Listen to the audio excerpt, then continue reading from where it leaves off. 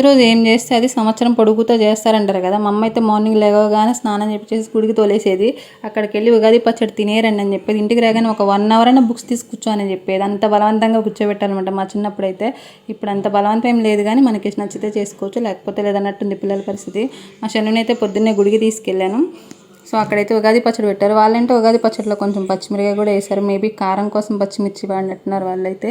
Taste బాగుంది. మా వాడైతే అస్సలు టేస్ట్ కూడా చేయలేదు. సో ఇంటికి రాగానే గార్లి పిండి ఉందనమాట. సో వేయడానికి అది వేస్తున్నాను. మా అమ్మ ఏంటి ఈసారి గార్లి పిండిలో డిఫరెంట్గా మినపప్పుతో పాటు పచ్చెనపప్పు కూడా నానబెట్టింది. టేస్ట్ బాగున్నాయి గారెలు అయితే. ఇంకోసారి ట్రై చేయాలనిపించింది నాకైతే. ఇంకా పులిహోర కూడా చేసుకున్నాం. మామూలుగా మా సైడ్ ఉగాదికి పెద్దలకి దండం కూడా పెడతారనమాట. అంటే నాన్ వెజ్ కూడా కుక్ చేసుకుంటారు. కానీ మేము ఎందుకో పులిహోర గారెలతో సరిపెట్టేసాము ఈసారి. పులిహోర అయితే మామిడికాయ పులిహోర చేస్తున్నాను. మామిడికాయ పులిహోర ఎంతమందికి ఇష్టమో కామెంట్ చేయండి. నాకైతే అన్నింటిలో కల్లా మామిడికాయ పులిహోర చాలా ఇష్టం. అండ్ సబ్స్క్రైబ్ చేసుకొని లైక్ చేయండి, షేర్ కూడా చేయండి. Bye bye.